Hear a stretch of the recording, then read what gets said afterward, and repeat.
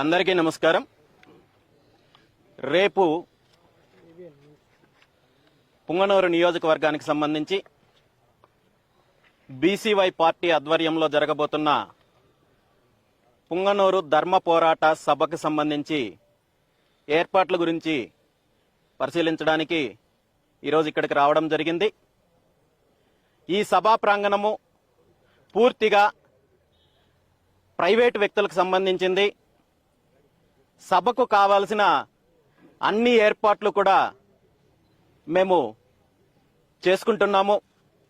Parking దగ్గర నుండి సభకు వచ్చే ప్రజలకు కావాల్సిన తాగునీరు అందించడానికి, అదేవిధంగా ఎమర్జెన్సీ మెడికల్కి సంబంధించి అంబులెన్సుల దగ్గర నుండి ప్రతి ఒక్కటి కూడా అన్ని సజావుగా ఇక్కడ ఏర్పాటు చేసుకుంటున్నాము.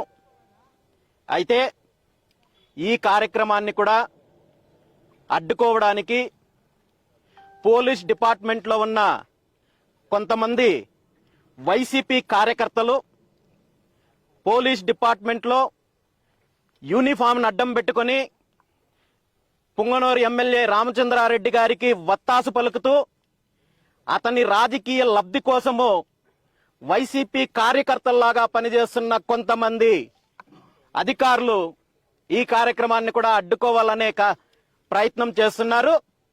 ఇప్పటి వరకు గత 4.5 సంవత్సరం నుండి మీరు ఒక పోలీస్ అధికారులాగా కాకుండా వైసీపీ కార్యకర్తల్లాగా రామచంద్రారెడ్డి సొంత మనుషుల్లాగా ప్రవర్తించారు.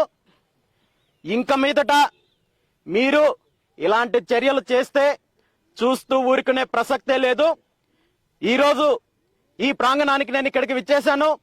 రేపు సాయంత్రం 3 గంటలకి సభ ప్రారంభమయ్యి సభ పూర్తయ్యేంత వరకు కూడా నేను ఇదే ప్రాంగణంలో ఉంటున్నాను. రాత్రికి కూడా ఇక్కడే నేను బస చేస్తున్నాను.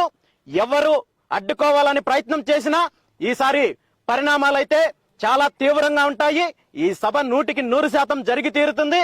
పుంగనూరు నియోజకవర్గంలో గత 4.5 సంవత్సరం నుండి ఇక్కడ ఎమ్మెల్యే రామచంద్రారెడ్డి గారు చేసిన అన్యాయాలపైన, దౌర్జన్యాలపైన, రౌడీయిజం పైన, దోపిడీ పైన నేను ప్రజలతో మాట్లాడడానికి సిద్ధంగా ఉన్నాను. నిజంగా మీరు తప్పు చేయనట్టయితే, మీరు దోపిడీ చేయనట్టయితే, మీరు రౌడీయిజం అరాచకాలు చేయనట్టయితే ఈ సభను అడ్డుకోవాల్సిన పిరికి పంద చర్యలు మీరు ఇక్కడ చేయాల్సిన అవసరం లేదు.